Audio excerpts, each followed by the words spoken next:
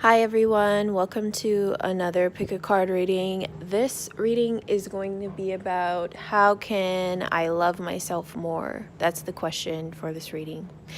And I have 4 different options. So this one is 1, 2, 3, and 4. And I have a little seashells at the top because I'm in Bali right now. So you can just choose whichever card or shell that you feel most attracted to when you think of that question. And we're going to go ahead and get started with the first pile. So the first cards are move quickly and be nimble. So the move quickly card says some opportunities require quick responses. Use your instincts and don't be afraid to move fast on your hunches. And the be nimble card says when we ask for help, we are sometimes called to be flexible when it arrives in unexpected forms. And the last card is the passion card. So the 3 of these combined, I would say it means that you have to love yourself enough to work on your goals and your passion projects. Maybe there's something that's going on, like you have an opportunity is what I see. So you have an opportunity to advance yourself in your passion, whatever that opportunity might be, and you have to love yourself enough to work on it. You have to love yourself enough to act on whatever your highest joy and your passion is. Don't let your opportunity pass you by. And sometimes opportunities come to us at times that we might feel like is inconvenient, or because you already have a lot going on, or you just like weren't prepared for whatever is here. But that doesn't mean that you don't work on it. You have to work on it, even though this opportunity is coming to you at a time that you didn't expect. And maybe you have a lot of other things going on right now. It's still really, really important that you work on your passion project, because working on your passion is an act of self-love, and it's really, really important.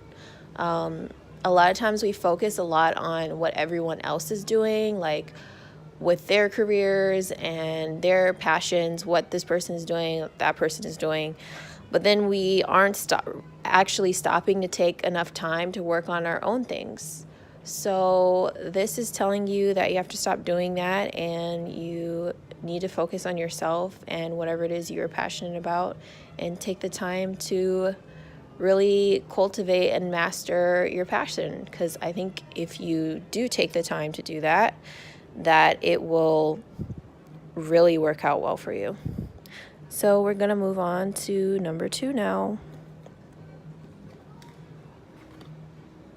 Okay, so if you picked the second deck, your cards are mourn,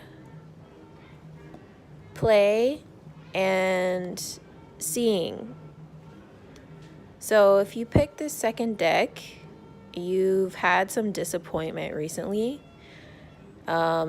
Maybe you're going through a painful time in your relationship, like you had something disappointing happen to you in your relationship, and you have to take the time to grieve and mourn your disappointment, because mourning is an act of self-love. If something heartbreaking happens to you, you don't just get to skate over it and glide over it and immediately move on to the next thing if that is not authentically how you feel. That's not actually how you feel. You don't just get to shove it down and move on, because when you do that, you're creating an emotion that is just being pushed down, and it sticks with you instead of you ever being able to release it. But when you take the time to mourn, you're taking the time to release and grieve whatever it is that is bothering you. So you had this disappointing thing happen in your relationship, and you feel like dark and heavy and serious sometimes when you think about it. So just take the time to cry if you need to cry, or find a way to express your sadness. Because when you express your sadness, you're allowing it to leave. When you acknowledge it, it leaves. But at the same time, you have to just take your time with it and not be looking to get through the morning as quickly as possible. You just have to allow it to take however much time it takes naturally. Because mourning is an act of self-love.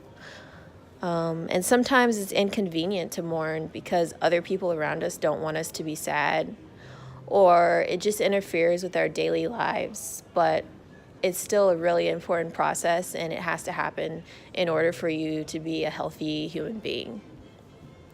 So after you've done this mourning, then the next step for you is to play. The play card says, reconnect with your inner child, find a sense of whimsy and wonder in all that you do. So yeah, be playful. Like for me, I like being really goofy because it makes me laugh, and that's my form of playing. And I also really like dancing. When I'm dancing, I feel like I'm celebrating life. I feel like I don't need a reason to celebrate life. I'm just happy to do it. So whatever your thing is, like it could be so many different things for different people. But just develop a connection with your inner child, like the part of you that never grew up and just enjoys being lighthearted and fun. Because once you connect to that side of yourself, life is going to open up for you. When you take things less seriously, when you lighten up, your life literally feels lighter. You feel lighter. Your thoughts are lighter. Like they're literally less dense than depressed thoughts, you know. Happy thoughts are lighter than sad thoughts. So when you're ready to get to that point, you know, just lighten up, watch cartoons, spend time with your friends and family, just watch like a funny movie or whatever it is that makes you laugh and makes you feel lighthearted. Take time out to do that, because laughter is an act of self-love. And it's really, truly like the best medicine ever, which I'm sure you guys have heard that before. And your last card is, sorry. Your last card is seeing. Perspective, truth, knowledge, and clarity. So you have to take time to see what's happening to you, see the larger context of what's happening to you. So sometimes when we have a disappointment, say you have a disappointment in your relationship, right? Because I feel like that's what you guys are going through. It's like someone hurt your feelings or something happened that didn't match your expectation, and now you're sad about it. So you have to realize that everything is happening for a reason and under divine timing, and sometimes we're not able to see the larger picture right now of why it was actually good for us that whatever is happening. Because there's been so many times for me in my love life specifically where I felt like shit and I was disappointed in how something turned out. But then now when I look back on what I was experiencing, you know, 3, 4, 5 years ago, it all makes sense why it happened the way it did, why it needed to happen the way it did, and how the heartbreak that happened actually led to me living a better life long term. So even if you are disappointed because you feel like you're not with the person that you want to be with, realize that maybe, just maybe, that it's actually working out for the best. Sometimes we don't always know what's best for us. We just think we know what's best for us. And we just have to allow things to develop and unfold the way that they need to.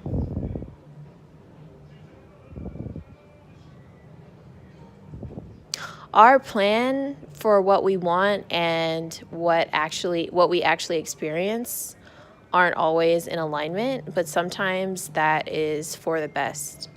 I'm going to give you an example. So for example, I was like madly in love with my high school boyfriend, and at that time, my highest vision for myself was to stay with him and like get an apartment and just settle down with him and like be his wife. That was the highest vision for myself at the time. And if that had actually worked out before he broke up with me, if he didn't break up with me and that actually worked out, my life would have been so much smaller than it is now. And I think the same is true for you guys. Like, sometimes it needs to not work out so that you can be a greater version of yourself. And you just don't even realize it, but you're being taken care of and you're being supported by the universe. So those are your messages. Take time to mourn, play, and realize, like, zoom out. This seeing card to me is like, you need to zoom out and look at the bigger picture. Okay? Those are the messages for pile 2. So moving on to pile 3, you got forgive and release, right, and the crown chakra. Okay, so forgive and release. It says, we are stronger for carrying love and forgiveness rather than hate or anger. We can keep our lessons learned without holding on to the past. So let's just start by going over this card.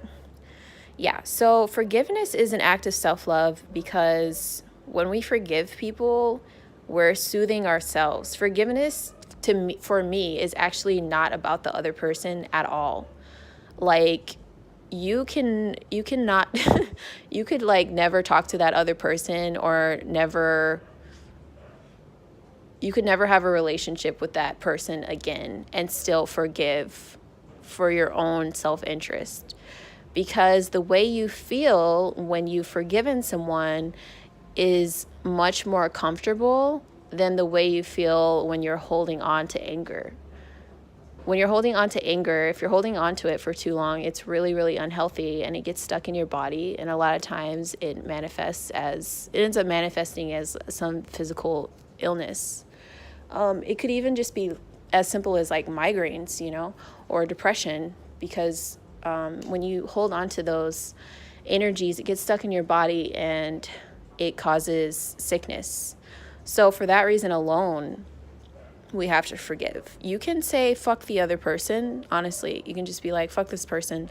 I really don't care for them. I don't like the way they treated me. I don't accept the way they treated me. They're being disrespectful, and that's beneath my standard, and I'm not going to accept that anymore. But for my own good, I'm going to forgive them so that I can move on with my life and I'm not carrying around this toxicity in my body. That's what this is about.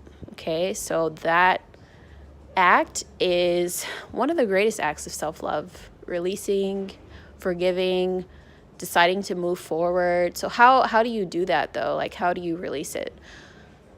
Well, have you guys ever heard of revenge body? Like the concept of having a revenge body? That is actually a really good way to do it. Like if you get in the gym, because you are physically exerting your anger. Like sometimes you're so angry, you need to do something physical to get it out of your body. And what this is saying though is that writing would be a really good way for you to do it. Like write an angry letter, or write a sad letter, or whatever type of letter you need to write.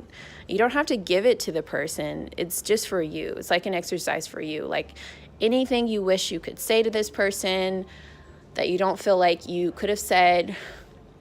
And it could just be anything. Like, and you can write it super messy. You can curse. You can say whatever you feel like you need to say, because this is a really, really good way to just let it go. I've done this before. I've written these angry letters, and sometimes I've actually sent them to people and then sometimes I've just like kept it to myself. But I know that it can be really, really helpful, especially if you feel like you're holding on to a lot of things that you wanted to say that you didn't get the chance to say. It says, put pencil to paper. Having an outlet to express your thoughts can lead to more clarity and awareness of ourselves. So, yeah, in order for you to release this, writing might be a really, really good way for you to do that. Your last card is the crown chakra card. So, this is an area that needs healing and it needs focus. You need to focus on this area.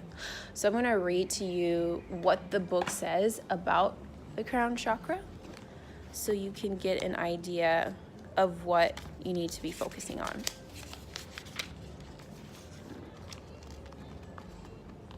So it says, this card is a call for deep reflection, prayer, and gratitude for the miracle of life.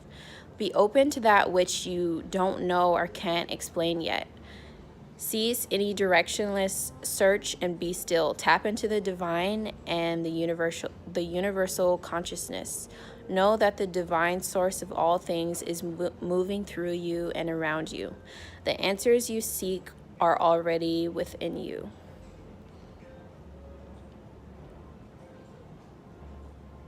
It is time to enter into communion with your guides and angels. It is time to truly know the higher aspects of your own being. You are a part of a great and divine symphony. You are guided and supported by infinite power, by seen and unseen forces of light. So yes, those are your messages, group 3. I'm sorry this video is kind of rushed. My phone is about to die, so I'm just trying to get in all of them before my phone dies. So if you picked group 4, your cards are gratitude, self-care, and visualization. Okay, so maybe you guys are going through a period where you feel like you're in lack. Like you're focusing on what you don't have, what isn't right.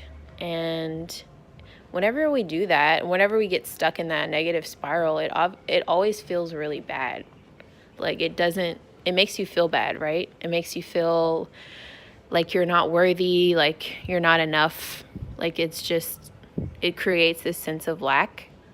So when we become aware of like what we're grateful for, it's an act of self-love simply because it puts you in a completely different mental state. It puts you in a more positive and enjoyable mental state. It's more enjoyable to think about what you do have and what you're excited about and what you're grateful for than what you don't have. It's really simple.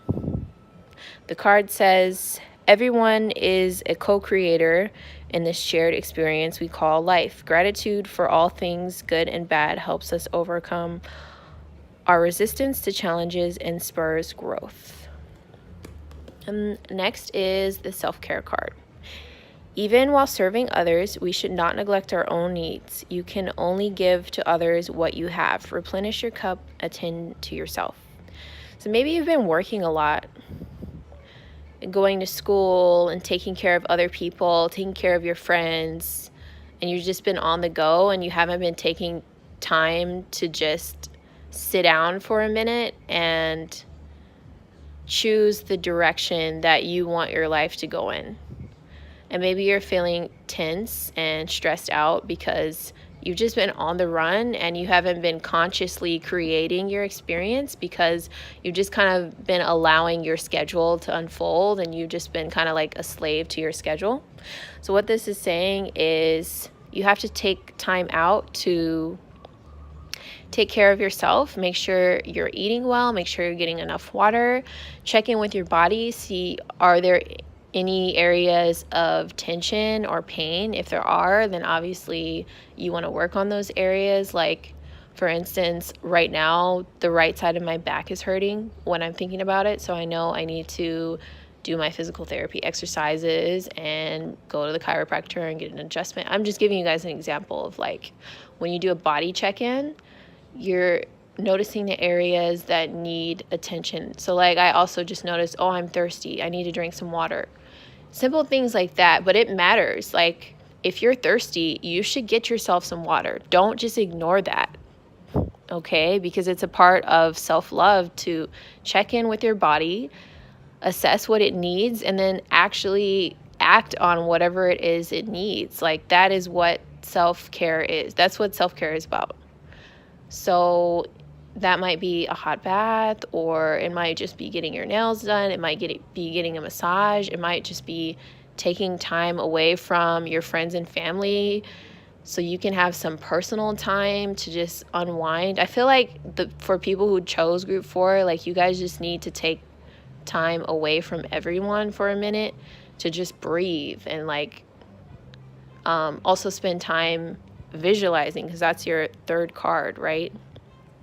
Because you're just caught up in the rat race right now. Like you're just caught up in your schedule, and you're like, oh, well, I'm just busy, so this is just what I have to be doing because all these things are really important, and this person needs help, and this has to get done, so I just have to do it.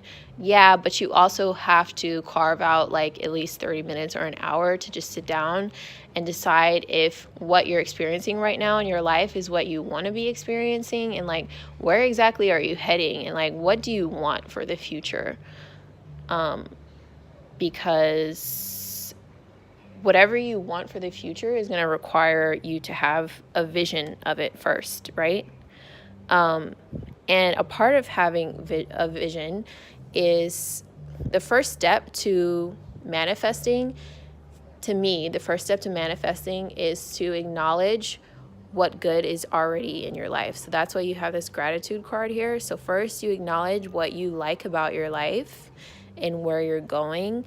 And then you take time to sit down away from everyone in a quiet space, and you visualize what it is that you want next, what it is that you're calling in to happen next in your life. So yeah, don't allow your busy schedule to keep you away from taking care of yourself and actively creating what you want for the future. I hope you guys enjoyed this reading. Please comment and let me know what kinds of other pick-a-card readings or other videos you would like me to make. And I will see you guys in the next video. Bye.